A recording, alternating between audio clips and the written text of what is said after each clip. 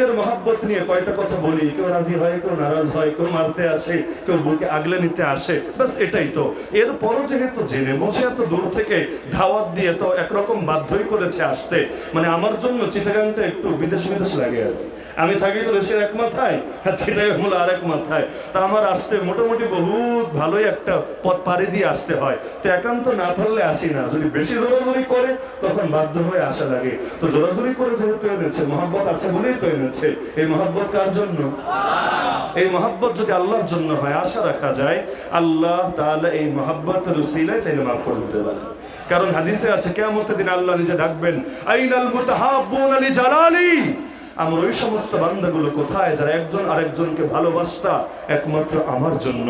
আল ইয়াউমা উযিল্লুহুম ফি যিল্লি ইয়াউমা লা যিল্লা ইল্লা যিল্লি, আজ আমি তোমাদেরকে আমার ছায়ায় স্থান দেব যেদিন আমার ছায়া ছাড়ার কোনো ছায়া নাই। তো এত শ্রেষ্ঠ একটা আমল, এজন্য রাসূল বলেন ইদা হাব্বার রাজুল আখাহু, মানুষ যখন তার মুসলমান ভাইকে ভালোবাসে ফালিয়ুখবিরহু আন্নাহু ইউহিব্বুহু, সে যেন তাকে জানিয়ে দেয় তাকে ভালোবাসে।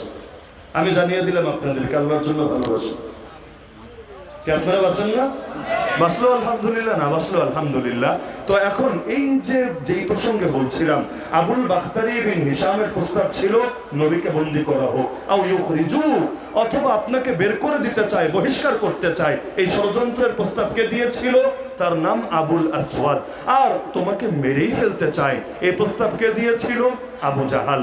আল্লাহ বলেন ওয়ায়াম কুরুন, একদিকে তারা করছিল ষড়যন্ত্র, ওয়ায়াম কুরুল্লাহ, আর একদিকে আল্লাহ করছেন কৌশল। একটা মজার ব্যাপার আছে এই আয়াতে। মজার ব্যাপার হলো, এই যে ঘটনা শোনালাম, এটা কি অতীত না বর্তমান না ভবিষ্যৎ? কাল যারা বোঝেন, তেল যারা বোঝেন, এটা তো ক্লিয়ার।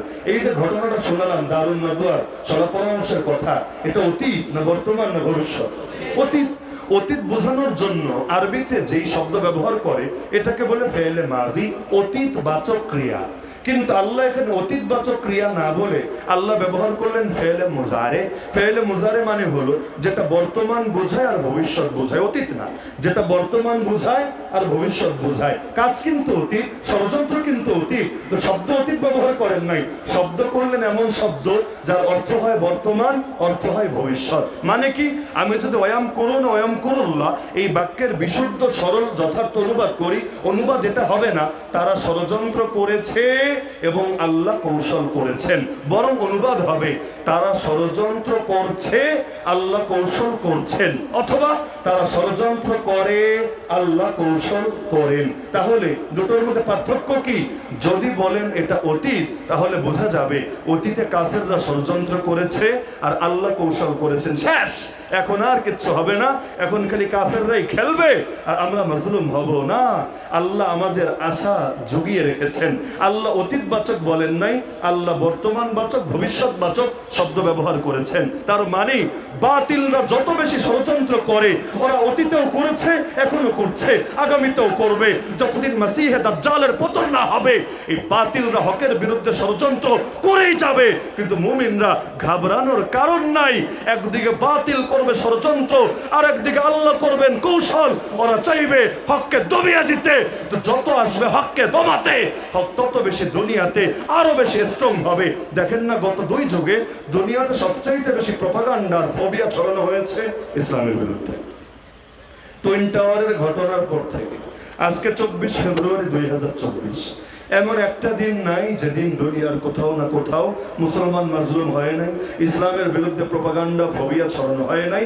মুদ্রার আরেক পিঠ, গত 2 যুগে ধর্মান্তরিত হয়ে সবচাইতে বেশি যেই ধর্ম লোকে নতুন করে গ্রহণ করেছে তার নাম হিন্দু ধর্ম না, খ্রিস্ট ধর্ম না, বৌদ্ধ ধর্ম না, তার নাম বাংলাদেশ রাখেন, এমনকি পশ্চিমা বিশ্বে পর্যন্ত লোকে গণহারে যে ধর্মে দীক্ষিত হচ্ছে তার নাম ইসলাম। এত প্রপাগান্ডা করে কি হলো? এটাই হয়েছে আয়াত ওয়ায়াম কুরুন।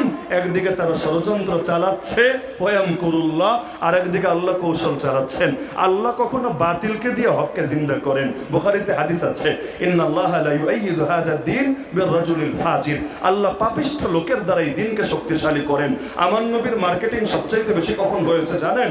যখন যখন ওরা নিজেদের ভাড়াটে লোক নিয়োগ করেছে, অলিতে গলিতে হাটে ঘাটে মাঠে যেই আসবে বাইরে থেকে মক্কায় হজের জন্য, তাকেই বলে দিবা, শোন শোন, মক্কায় একটা পাগল আছে, একটা জাদুঘর আছে, তার কাছে যাস না রে, তোদেরকেও জাদু করে ভক্ত বানিয়ে ফেলবে, তখন তোরা সমাজ থেকে আলাদা হবি, বিচ্ছিন্নতাবাদী হয়ে যাবি। এখন যারই এই কথা এসে বলে, আরে অলিতে গলিতে খালি যদি মাইকিং এ চলতে থাকে, পাগল আছে পাগল, জাদুঘর আছে জাদুঘর, সাবধান, কেউ যেও না। এখন সবাই শুধু চিন্তায় পড়ে গেছে, কত পাগল এলো আর গেল, কোন পাগলকে নিয়ে লোককে তো এত সিরিয়াস হতে দেখি নাই, তাহলে এই পাগলের বিশেষত্ব কি?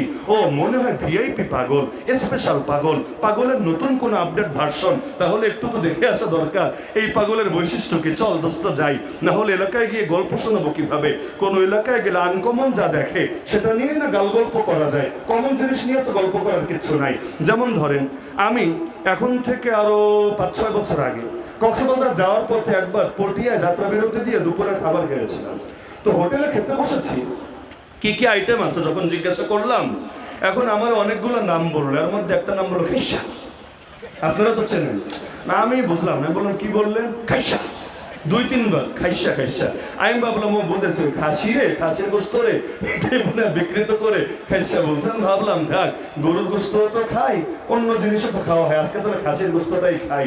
আর যেহেতু এত সুন্দর করে মাখরাজের সাথে সিফাতের সাথে উচ্চারণ করছে, আজকে একটু চেখেই দেখি। বললাম নিয়ে আসেন তাহলে আপনার খাসি। খাসি তো? বললো না হুজুর খাইসা। আমি ভাবলাম থাক, ওই যেই লাও সেই কথা মনে হয়, নিয়ে আসেন। এখন এনেছে, এখন দেখি সিমের হয়েছে। আমি রে কি হইলো, এটা আবার কোন দেশের খাইছি? এটা তো এখন কি মেড ইন জিঞ্জিরা আর মেড ইন বরিশাল আর মেড ইন চিটাগাং। পরে বুঝলাম না, এটা আলাদা একটা আইটেম। এরপর তো অনেকবার খেয়েছি, এখন যেখানে দাওয়াতে যাই, আজকে বাদে মোটামুটি সব জায়গায় ওই সামনে আইটেমটা থাকে, এখন ভালোই লাগে। আর যেই কয়বার দেখি মোটামুটি স্মৃতি মনে পড়ে, হায় রে খাইসা, খাইসা তো পুরাই মানে হাসির উপাদানে পরিণত করে ছেড়েছে। অনেক সময় হয় কিন্তু নতুন এলাকায় গেলে নাম না বুঝলে আরেক জটিলতা, অর্ডার দিবেন নাকি দিবেন না, এইটাই চিন্তার কারণ হয়ে দাঁড়ায়। তো এখন এই যে আল্লাহ তাআলা এমন একটা কাজ করালেন যে ওরাই প্রোপাগান্ডা ছড়ালো, আর ওদের প্রোপাগান্ডার দ্বারাই লোকের দিলে আগ্রহ তৈরি করালো। আরবিতে প্রবাদ আছে, আল ইনসান হারিসান আলা মা মুনিআ, মানুষ নিষিদ্ধ কাজে একটু বেশি আগ্রহী থাকে। মনে করেন আপনারা হেঁটে যাচ্ছেন এই রাস্তা দিয়ে, আমি ওই যে বাড়ি একটা দেখা যায়, এই বাড়ির উপরে মনে করেন কালি দিয়ে লিখে রাখলাম, কেউ ভেতরে উকি দিবেন না। এখন স্বাভাবিকভাবে আপনার এমনি হেঁটে চলে যেতেন, কত বাড়ি তো রাস্তায় পড়ে, লোকে উকি দেয় নাকি? আমি যখন